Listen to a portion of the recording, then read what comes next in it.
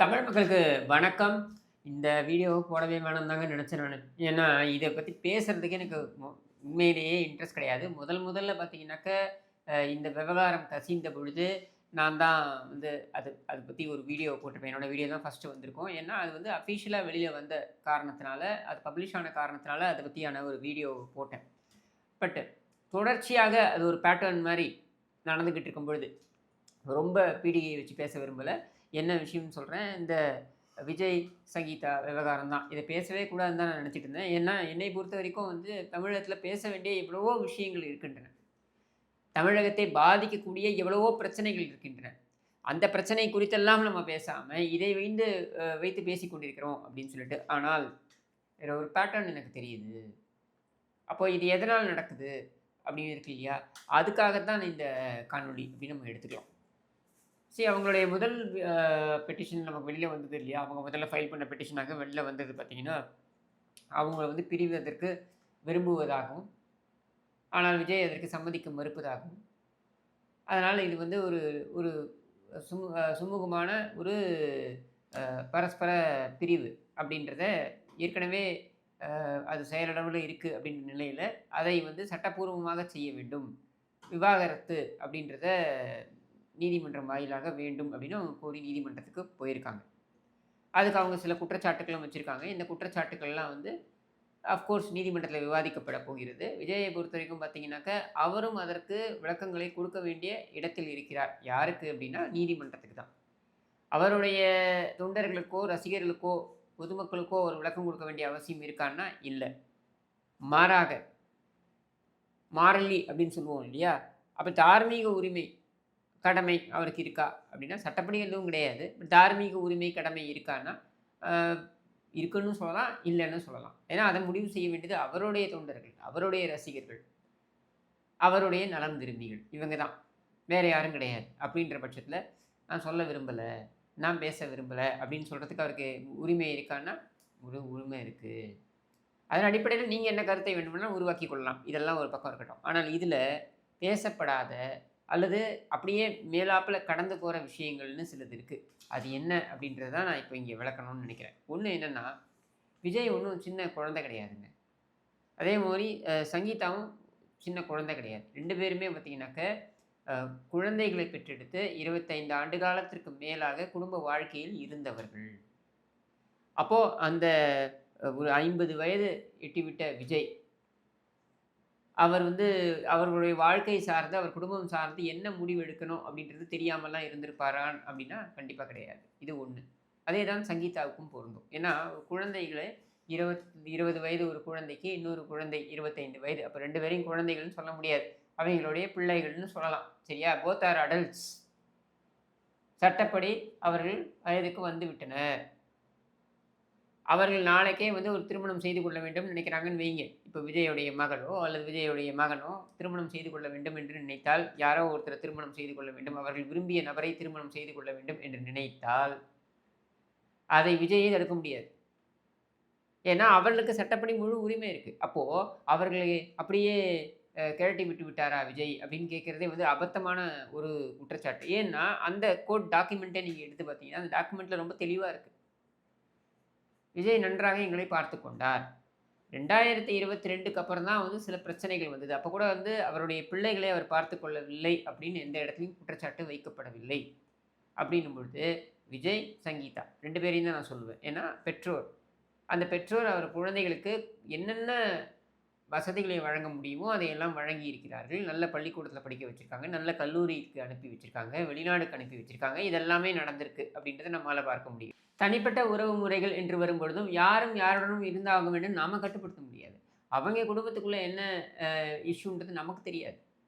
ஒரு பக்கம் ஒரு தரப்புடைய வாதங்கள நம்ம பார்த்துருப்போம். இந்த தரப்புடைய வாதங்கள்ல பார்த்தீங்கன்னா, நாம ஆதங்கத்துடன் பார்க்கக்கூடியது என்னவா இருக்கும் அப்படின்னா, டொமஸ்டிக் வயலன்ஸ் அப்படின்றத ஒட்டி. அதாவது வீட்டிற்குள் மனைவியை வந்து கொடுமைப்படுத்தினார் அல்லது துன்பப்படுத்தினார் அப்படின்ற அந்த விவகாரம் தான். சரியா? அத எடுத்தீங்கன்னாக்க, அ அது வந்து ஆதங்கத்துடன் பார்க்க வேண்டிய ஒரு விஷயம். அதோட நம்ம நிறுத்திக்கலாம். ஆனால் இதில இன்னொரு முக்கியமான விஷயம் என்னன்னா, விஜயை வந்து அவருடைய குழந்தைகளை வந்து ஒரு குழந்தை வந்து ஏன்னா நெறைய பேர் YouTubeல இது மாரி பரப்புரை செய்றாங்க. ஒரு குழந்தை ஒரு ஒரு பிள்ளை, குழந்தைன்னு சொல்லக்கூடாது. அவங்க வளர்ந்துட்டாங்க. ஒரு பிள்ளை வந்து அசோக் நகரில் ரெண்ட்டுக்கு வீடு எடுத்து இருப்பதாகவும், இன்னொரு பிள்ளை வந்து பார்த்தீங்கன்னாக்கா ஏதோ ஒரு ஹாஸ்டலில் தங்கி இருக்கிறதாகவும் இவங்க சொல்கிறாங்க. ஃபஸ்ட்டு ஒன்று புரிஞ்சுக்கோங்க.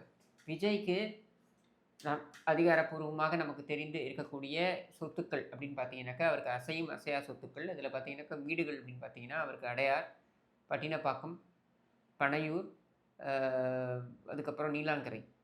இதை தவிர்த்து வேறு இடங்கள்லையும் அவருக்கு வந்து மனைவிகள் இருக்கின்றன. இப்போ இதில் வந்து நீலாங்கரை வீட்டில் தான் வந்து சங்கீதா இருந்திருக்கிறார். அந்த நீலாங்கரை வீட்டில் பார்த்தீங்கன்னா, நமக்கு வரக்கூடிய தகவல் அங்கே கிட்டத்தட்ட ஒரு 10 வேலையாட்கள் இருக்காங்க, பணியாட்கள் இருக்காங்க. அது மட்டும் இல்லாமல் சமையலுக்கும் ஆட்கள் இருக்காங்க அப்படின்றத நம்ம தெரிஞ்சுக்கிறோம். சரியா? இந்த பிரச்சனை விஜய்க்கும் சங்கீதாக்கும் இந்த பிரச்சனை பரஸ்பரம் ஒருவருக்கு ஒருவர் நோட்டீஸ் கொடுத்து கொள்வது அப்படின்றது ஆரம்பித்து அந்த சிக்கல்கள் ஏற்படுவதற்கு முன்னர் வரைக்கும் சங்கீதா அங்கே தான் தங்கி இருந்திருக்கிறார். ஓகே, அங்கே தங்குவதற்கு இப்பொழுது எனக்கு உரிமை கொடுக்க வேண்டும் அப்படின்னு சொல்லி இப்போ வந்து சங்கீதா கேட்டிருக்காங்க அப்படின்றது தான் இப்போ ரிலீஸ் பண்ணியிருக்கின்ற இந்த டாக்குமெண்ட்ஸோடைய சாராம்சம்.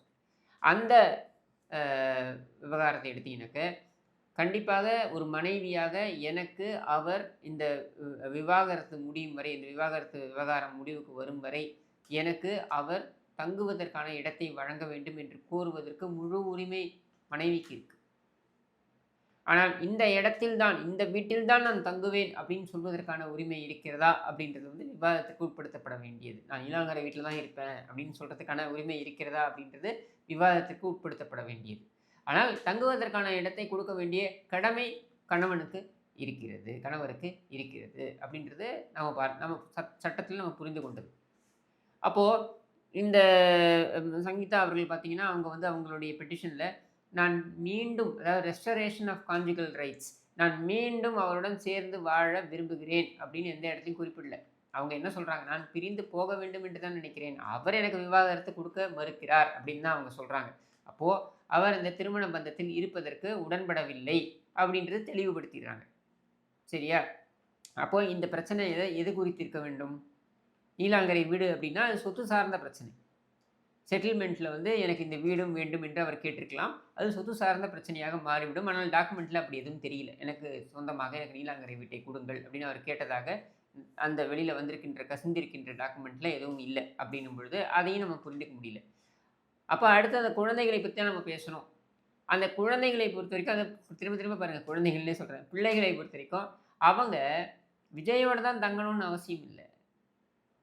ஏன்னா விஜய்க்கு இருக்கின்ற இந்த சொத்துக்கள்லாம் நமக்கு தெரியும். இந்த அசையும் அசையா சொத்துக்கள் கிட்டத்தட்ட நமக்கு வரக்கூடிய தகவல் கிட்டத்தட்ட 1000 கோடிக்கும் மேலே அவருக்கு வந்து சொத்துக்கள் இருக்குது அப்படின்னு சொல்லிட்டு இப்போ எலெக்ஷன் கமிஷனில் வந்து அவர் வந்து போட்டி போட போகிறாருன்னு வைங்களேன். எலெக்ஷன் கமிஷனில் அவரோட சொத்துக்கள், அதிகாரப்பூர்வமான அவரோட சொத்துக்களுடைய கணக்கு வந்து அவர் தாக்கல் செய்யணும். அவர் இன்கம் டேக்ஸும் பே பண்ணுறாரு அப்படின்றதுனால அதில் அவருக்கு ஒன்றும் பெரிய சிக்கல் இருக்க போகிறது இல்லை. சரியா? அந்த சொத்துக்கள் யாருக்கு போக போகுது? அவருடைய பிள்ளைகளுக்கு தான் போக போகுது அப்படின்றது நம்ம நேச்சுரலாக புரிந்து கொள்ளக்கூடியது. ஆனால் அதை அவர்களுடைய பிள்ளைகள் டிமாண்ட் பண்ண முடியுமானா பண்ண முடியாது. ஏன் பண்ண முடியாதுன்னா, அவர்கள் இன்றைக்கு சட்டப்பூர்வமாக வயதுக்கு வந்து விட்டார்கள். 15 வயது பிள்ளையாக இருந்தால், ஒரு 14 வயது பிள்ளையாக இருந்தால் என்னுடைய அப்பா அம்மா தான் என்னை பார்த்துக்கணும்னு சொல்லலாம். 18 வயது தாண்டி விட்ட பின்னர் அப்பா அம்மா தான் பார்த்துக்கணும்னு சொல்ல முடியாது. 1. 2வது, நீங்கள் இன்னும் நல்லா புரிஞ்சுக்கணும், இதெல்லாம் விஜய் சுயமாக சம்பாதித்தது. அவருடைய தாத்தாவோ அவருடைய பூர்வீக சொத்தோ அப்படி கிடையாது. அப்போ அவர் சுயமாக சம்பாதித்தது அப்படின்னு வரும்பொழுது அவருடைய விருப்பம் அப்படின்னு ஆயிடுது. ஆனால் அதே சமயத்தில் இன்னொரு விஷயத்தையும் நீங்கள் மறந்துடுறீங்க. என்னென்னா, விஜயோடைய பெற்றோர், அதாவது ஜேசன், தியா, இவங்க 2 பேர் விஜயோடைய பிள்ளைகள். அவங்களுடைய தாத்தா பாட்டி இருக்காங்க இல்லையா? அதாவது தந்தை வழி தாத்தா பாட்டி, தாய் வழி தாத்தா பாட்டியும் இருப்பாங்க, தந்தை வழி தாத்தா பாட்டியும் இருப்பாங்க. அந்த தந்தை வழி தாத்தா பாட்டியான சந்திரசேகர் மற்றும் இவங்க எஸ்.ஏ. சந்திரசேகர் மற்றும் ஷோபா மேடம், இவங்க 2 பேருக்கும் இருக்கக்கூடிய சொத்துக்கள் பார்த்தீங்கன்னா கிட்டத்தட்ட 300 கோடி தாண்டும். அசையும் அசையா சொத்துக்கள், வீடு, மனை, இதெல்லாமே. அதில் பார்த்தீங்கன்னா அவங்க அடையார்லேயும் பெசன் நகர்லேயும் இருக்காங்க. அண்ட் அவங்களுக்கு பார்த்தீங்கன்னா இதில் சாலிகிராமத்துலேயும் வீடு இருக்குது. அவங்க முதல்ல வாழ்ந்த வீடு அது, அந்த சாலிகிராமத்தில் இருந்த வீடு வாங்கிய வீடு, பெரிய வீடு அது. அது ஒரு மியூசிக் டைரக்டருக்கு கூட, அவங்க வந்து மியூசிக் டைரக்டர் இப்போ ஆக்டராக மாறிட்டார். அவருக்கு கூட வந்து இப்போ வந்து வாடகைக்கு சமீபம் வரைக்கும் அவர் அங்கே தான் வாடகைக்கு இருந்தாருன்னு வச்சுக்கோங்க. அப்போது அவ்வளோ பெரிய வீடுகள் இருக்குது. அவங்க யாராவது வந்து அவருடைய பேரன் பேத்தியை வந்து நாங்கள் வைத்துக்கொள்ள மாட்டோம், நீங்கள் எங்களுடன் வந்து தங்கக்கூடாதுன்னு சொன்னாங்களா? இன்னொன்று, தாத்தாவோட சொத்து யாருக்கு போகுது? பாட்டியோட சொத்து யாருக்கு போகுது? பேர பிள்ளைகளுக்கு தானே போகுது. அப்படின்னு இருக்கும் பொழுது அவர்களை அப்படியே ரோட்டில் விட்டு விட்டார்கள் அப்படின்னு பேசுறது வந்து தவறான ஒரு வாதம். இன்னொரு முக்கியமான விஷயம் என்ன தெரியுமா? இந்த விஜயுடைய மகன் இருக்கார் பாருங்க. அவர் இன்னைக்கு யாருடன் சம்பந்தப்படுத்தப்பட்டிருக்கிறார் அப்படின்னாக்கா, யாருடன் அவர் வந்து இயக்க வேண்டும் என்று நினைக்கிறாருன்னு பார்த்தீங்கன்னாக்கா, அவருக்கு ஃபண்டு பண்ணுறது ஃபுல்லா லைக்கா. லைக்கா நிறுவனம் திவாலாகி விட்டது. அப்ப லைக்காவுக்கு பின்னால யார் இருப்பது அப்படின்னா, நான் சொல்லி தெரிய வேண்டிய அவசியம் கிடையாது. ரெட் ஜெயண்ட், உதவாநிதி, கேடுகெட்ட கருணாநிதி குடும்பம். அதாவது கேடுகெட்ட கருணாநிதி குடும்பம் என்றது மருவி இன்றைக்கு கேடுகெட்ட ஸ்டாலின் குடும்பம் அப்படின்னு தான் வருது. சரியா? இப்போ ஸ்டாலின் குடும்பம் தான் இதெல்லாம் தூண்டி விடுகிறதா அப்படின்ற கேள்விக்குள்ள நான் போக விரும்பல. அந்த குடும்பம் எதை வேண்டுமானாலும் செய்யும். அதை பற்றி நமக்கு கவலை கிடையாது. நம்மளுடைய பிரச்சனைய ஊர்ல இருக்கிறவன் எடுத்து தேர் எடுத்து தெருவுல தான் விடுவான். நாம தான் நம்மை பார்த்து கொள்ள வேண்டும் அப்படின்ற வகையில நாம அதுக்குள்ள போக வேண்டாம். இப்போ நம்முடைய கேள்வி என்னன்னா, எஸ்எஸ்சி சாரும் அவங்க மனைவியும் அவங்க வந்து இப்போ இல்லைங்க. அவங்க ஆரம்பத்துல இருந்தே பார்த்தீங்கன்னாக்கா, அவங்க 2 பேருமே வந்து விஜயுடைய சம்பாத்தியத்திலிருந்து ரூ. 1 எடுத்துக்கொள்வதில்லை. பிரச்சனை அப்படின்றதுனாலலாம் கிடையாது. அவங்க பொதுவாகவே அவர் ஒரு பிரின்சிபல் அவர் ஃபாலோ பண்றாரு. எஸ்ஏசி வந்து அவர் அந்த பிரின்சிபலை ஃபாலோ பண்றாரு. நான் தயாரிப்பில இருந்தேன், நான் விநியோகத்தில இருந்தேன், நான் வந்து இயக்கியிருக்கிறேன் திரைப்படங்கள். அதில நான் சம்பாதித்திருக்கிறேன். அந்த சொத்துக்களிலிருந்து வரக்கூடிய வருமானங்கள் எங்களுக்கு இருக்கு. அது போதுமான வருமானமாக இருக்கு. ரூ. 1,00,000 கூட நீ போய் விஜய்ட்ட போய் வாங்கக்கூடாது அப்படின்னு அவர் வந்து அவருடைய மனைவியிடமும் அவர் கராராக சொல்லியிருக்கிறார் அப்படின்றது தான் உண்மை. சரியா? அப்படி இருக்கும் பொழுது, அந்த பிள்ளைகளை ஒண்ணுமே இல்லாம அப்படியே விட்டுட்டாங்க அப்படின்னு சொல்ற குற்றச்சாட்டே முதல்ல தவறு. இது சென்டிமெண்டலாக விஜய் மீது அவதூறை பரப்ப வேண்டும் என்பதற்காக செய்யப்பட்டிருக்கிறது அப்படின்னு தான் நம்ம எடுத்துக்கணும். இப்போ அப்படியே பிரித்து பார்க்கணும். சங்கீதாவை எடுத்துக்கோங்க. அவங்க மனைவி. அவங்களுக்குன்னு நிறைய உரிமைகள் இருக்கு. விஜயுடைய சொத்துக்கள்ல பாதிக்கு பாதி எனக்கு தரணும்னு கேட்கறதுக்கான உரிமை கூட அவங்களுக்கு இருக்கு. ஏன்னா அவங்க வந்து மனைவி குடும்பத்தை பார்த்து கொண்டிருக்கிறார். இந்த குடும்பத்தை நன்கு கவனித்துக் கொண்டிருக்கிறார் அப்படின்ற நிலையில அவங்களுக்கு அந்த உரிமை, முழு உரிமை இருக்கு. அதனால அதுக்குள்ள நாம போக வேண்டாம். பிள்ளைகளை பொறுத்தவரைக்கும் அவங்களுக்கு பிரச்சனை கிடையாது. நிதி சார்ந்த பிரச்சனை கிடையாது. உளவியல் சார்ந்த அல்லது உறவு முறை சார்ந்த பிரச்சனைகள் அப்படின்றது வந்து அது நம்ம சொல்ல முடியாது. யாருக்கு என்ன ஓட்டம் இருக்கணுன்றத நானும் நீங்களும் முடிவு பண்ண முடியாது. அது அவங்க குடும்பத்துக்குள்ள முடிவு செய்து கொள்ள வேண்டியது. ஆனால் வயதான தாத்தா பாட்டியே பேர பிள்ளைகள் போய் பார்த்துக்கணும். அப்படி பார்க்கும்பொழுது அவங்களுக்கு தார்மீக உரிமை இருக்கு கேட்கறதுக்கு. நீங்க வந்து எங்க கூட இருக்கலாமே அப்படின்னு கேட்கறதுக்கும் இருக்கு. கடமையும் இவர்களுக்கு இருக்கு. தார்மீக கடமை. சட்டப்படி சொல்லல. தார்மீக கடமை இருக்குன்னு சொல்லலாம். அப்படி இருக்கும் பொழுது, ஏதோ இந்த குடும்பத்தையே சிதைத்து விட்டார்கள். காலி பண்ணி விட்டாங்க அப்படின்னு பரப்புரைகள் பண்றாங்க இல்லையா? இது திட்டமிட்டு செய்யப்படுகின்ற பரப்புரை. இதை யாரெல்லாம் செய்கிறார்கள் அப்படின்னா, முதுகில் 1000 அழுக்குகளை வைத்துக் கொண்டிருப்பவர்கள் இதையெல்லாம் செய்கிறார்கள். உதாரணத்திற்கு பார்த்திபன். அவர் ஒரு மேடையில த்ரிஷாவுடைய இந்த படத்த புகைப்படத்த போட்டு வேணும்னே சொல்றாரு, இந்த குந்தவைய வீட்ல குந்த வைக்கணுன்ட்டு. உன் வீட்ல உன் மனைவியையும், உன் மகள்களையும் உன்னால குந்த வைக்க முடிஞ்சதா வீட்ல? முடியலல்ல. அப்புறம் நீ என்ன ஊராமுட்டு பொண்ணெல்லாம் பார்த்து குந்த வைக்கணும் வீட்லன்னு சொல்றதுக்கு நீ யாரு முதல்ல? உன் கதைய நான் பேசினேன்னா நாறி போயிடும். உன் மொத்த ஜாதகமும் என் கையில இருக்கு. அப்படின்னும் பொழுது நீ எல்லாம் ஒழுக்க பாடம் எடுக்கலாமா? அடுத்து இந்த அயோக்கியன் இவன் சமுத்திரக்கனி. அவன் வந்து ஏதோ ஒண்ணு பேசுறது. சரியா? இதெல்லாம் வந்து ஏத்துக்க முடியாது. நீ யார்றா ஏத்துக்கிறதுக்கு ஏத்துக்காம போறதுக்கு? அவன் குடும்பம், அவன் வாழ்க்கை. அவங்களுக்குள்ள என்னமோ பண்ணிட்டு போறாங்க. நீ யார் முதல்ல? யார் யாருடன் எந்த ஒரு நிகழ்ச்சிக்கு வரணும்னு சொல்றதுக்கு நீ யார்? அப்ப நீ என்ன பெரிய யோகியனா, உத்தமனா? உன் கதை என்னன்றது ஊருக்கே தெரியும். எத்தனை ஜூனியர் ஆர்டிஸ்ட்ட நீ எவ்வளவு தவறா நடந்துகிட்டு இருக்க அப்படின்ற தகவல் எல்லாம் எங்களுக்கும் தெரியும். சரியா? நீ என்ன ஒழுக்க பாடம் எடுக்கிறதுக்கு? இதுல பக்கத்துல நிக்கிறது யாருன்னு பார்த்தீங்கன்னாக்கா, இயக்குனர் பாலா. இயக்குனர் பாலாவுடைய கதையை நாம் பேச வேண்டிய அவசியம் கிடையாது. இப்படி ஒவ்வொருத்தரும் ஒரு குடும்பத்துல அழுக்கை வச்சுக்கிட்டு, நீங்க ஊர்ல இருக்கிறவனுடைய கதையெல்லாம் பேசுறீங்களே, வெட்கமா இல்ல உங்களுக்கு? பூமர் அங்கிள் மாரி நின்னுட்டு வம்பு பேசிக்கிட்டு இருக்கீங்களே, அசிங்கமா இல்ல உங்களுக்கு? அப்ப யார் இதையெல்லாம் தூண்டி விடுவது?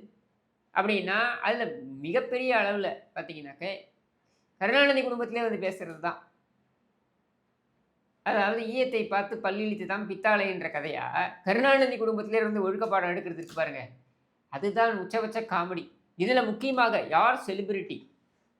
அதாவது யார் வந்து இங்க பிரபலம் அப்படின்றதற்கு ஒரு அர்த்தத்தை கற்பிக்கிறாங்களாம். யாருன்னு பார்த்தீங்கன்னாக்க, நம்ம இவங்க கிருத்திகா உதயநிதி. யார் செலிபிரிட்டி என்பது நம்மை நாம் புரிந்து கொண்டால், நம்மை மற்றவர்கள் என்ன புரிந்து கொண்டிருக்கிறார்களோ அதற்காக வாழ வேண்டிய அவசியம் இருக்கு அது. எப்படின்னு சொல்லிட்டு. சரியா? உங்க குடும்பத்தோடைய இந்த கோல்மால்புர கும்பலுடைய மொத்த ஜாதகத்தையும் ஒவ்வொருத்தனா கருணாநிதியிலேருந்து ஆரம்பித்து இன்பநிதி வரைக்கும் எடுத்தோன்னே எவ்வளவு அசிங்கம், எவ்வளவு கேவலம். நீ இந்த பேச்சை பேசலாமா? சரி, அப்படியே பேசுறீங்கன்னா கூட கொஞ்சமாவது உறுத்தாதா உங்களுக்குலாம்? அப்படின்ற கேள்வி வருதுல்ல. அப்போ இதெல்லாமே சொல்லி வைத்தார் போல் நடக்கக்கூடிய விஷயங்கள். இதை விஜய் தான் உள்வாங்கிக்கணும். நம்ம வந்து வெளியில இருந்து இதெல்லாம் இந்த மாதிரி நடக்குது பாருங்க, இதெல்லாம் ஒரு பேட்டர்ன் நடக்குதுன்னு சொல்லலாம். விஜய் தான் உள்வாங்கிக்கணும். ஏன்னா விஜய்ட்ட இருக்கக்கூடிய ஒரு மிகப்பெரிய இஷ்யூ என்னவா இருக்கும் நான் புரிந்து கொண்டதுன்னா, அவர் வந்து உங்கள் ஒவ்வொரு வீட்டிலும் விஜய் அப்படின்னு சொல்லிட்டாரு. அது மட்டும் இல்லாம, அவர் பார்த்தீங்கன்னா, உங்களுக்கு அண்ணனாக, உங்கள் வீட்டு தம்பியாக, இப்படின்லாம் அவர் சென்டிமென்ட் பேசிவிட்ட காரணத்தினால, என் வீட்டில அண்ணனோ, தம்பியோ இத செய்தால் ஏத்துப்போமா? அப்படின்னு கிளம்புவதற்கு ஒரு கும்பல் வரும். அப்படி வரக்கூடிய ஒரு கும்பலுக்கு பதில் சொல்லப் போகிறாரா? இல்லையான்றது வேற விஷயம். ஆனா, இங்க இந்த எமோஷனல் கனெக்ட்னால தான் இந்த கேள்விகள் வருது. இல்லன்னா யாரும் எதுவும் கேள்வி கேட்க முடியாது. இவர போய் பார்த்து, "நீ ஏன் இந்த மாரி உங்க குடும்பத்துக்குள்ள ஏன் நீங்க பிரியிறீங்கன்னு?" கணவன், மனைவி அவங்களே விருப்பப்படுறாங்க பிரியணும்னா, அது அவங்க இஷ்டங்க. அதில கணவன் ஏன் வந்து கொடுக்க மறுக்கிறார்ன்றத அவர் நீதிமன்றத்தில சொல்லிட்டு போறாரு. உங்ககிட்டயா கொண்டு பேச முடியும்? நீங்களா விவாகரத்து முடிவு பண்ண போறீங்க? இல்ல ஒரு ஆலமரத்துக்கு கீழ பால் சொம்பெல்லாம் வச்சுக்கிட்டு, சமுத்திரக்கனி, அப்புறம் இந்த பக்கம் இவன் கிருத்திகா உதயநிதி, அப்புறம் இந்த பக்கம் வந்து பார்த்தீங்கன்னாக்க, இவன் கருத்து சொன்ன மத்த கருத்து கந்தசாமிகள், பார்த்திபன், இன்னும் இத்தியாதி, இத்தியாதி கருத்து கந்தசாமிகள்லாம் உட்கார வச்சு பஞ்சாயத்து பண்ணணுமா? நீங்கலாம் யாரு முதல்ல? உங்க வீட்ல இருக்கக்கூடிய உங்க அழுக்குகள கவனிங்க. அப்புறம் நீங்க ஊருக்கெல்லாம் வந்து உபதேசம் செய்யலாம். அப்படின்றது தான் நாம புரிந்து கொள்ள வேண்டியது, நாம் சொல்ல வேண்டியது. நானே இருந்தாலும் எனக்கும் அதானே பொருந்தும்.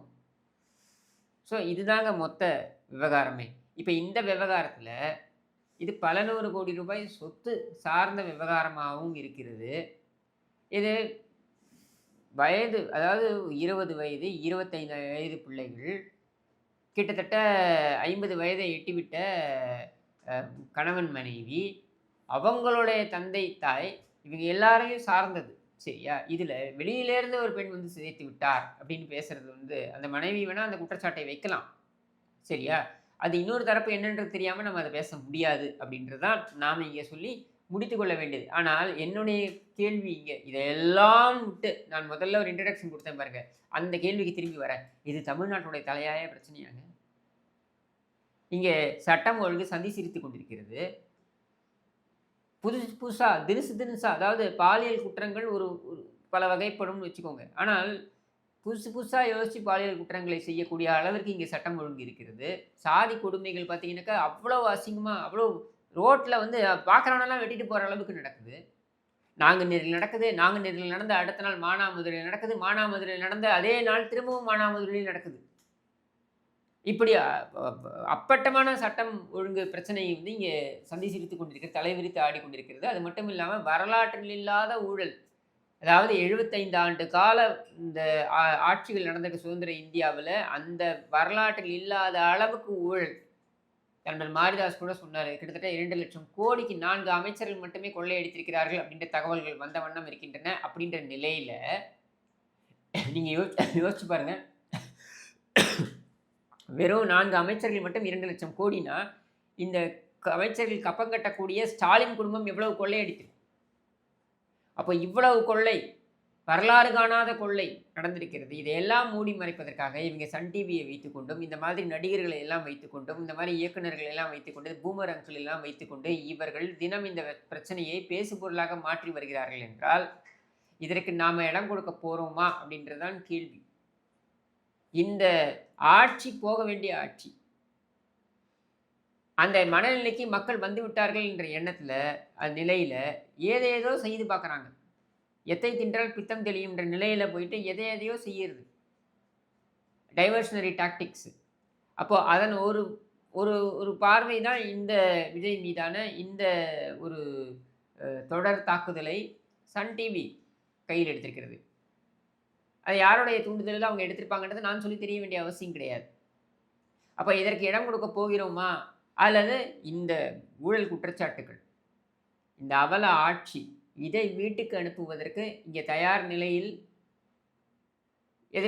பிரதான எதிர்க்கட்சி அதிமுக தன்னை தயார்படுத்திக் கொண்டிருக்கிறது என்ற நிலையில, அதில் நம்ம கவனத்தை செலுத்த போகிறோமா என்பதுதான் இந்த தேர்தலுடைய முடிவுகள் இருக்கின்றன. நம்ம கவனத்தை சிதற விட வேண்டாம் என்பதற்காகத்தான் இந்த காணொளி. நான் ரொம்ப தெளிவாக உங்களுக்கு சொல்லிட்டேன். இது வந்து அப்படியே எல்லாரையும் ரோட்டில் விட்டுட்டாங்கன்ற மாதிரியான ஒரு பிரச்சனை கிடையாது. இது தெளிவாக பல 100 கோடி ரூபாய் சொத்து சம்பந்தப்பட்ட விவகாரம். ப்ளஸ் உணர்வு சார்ந்த விவகாரமாகவும் இருக்கலாம். இது கண்டிப்பாக சுமூகமான பிரிவு என்கிற தீர்வை நோக்கி செல்லும் அப்படின்ற நிலையில் இது குறித்து நாம் அளவலாவ, நாம் ஆதங்கப்பட, நாம் வந்து ஒரு ஒரு கட்டத்துக்கு மேலே கவலை கொள்ளவோ அல்லது அசைபாடவோ எதுவுமே கிடையாது என்று கூறி விடைபெறுகிறேன். நன்றி, வணக்கம்.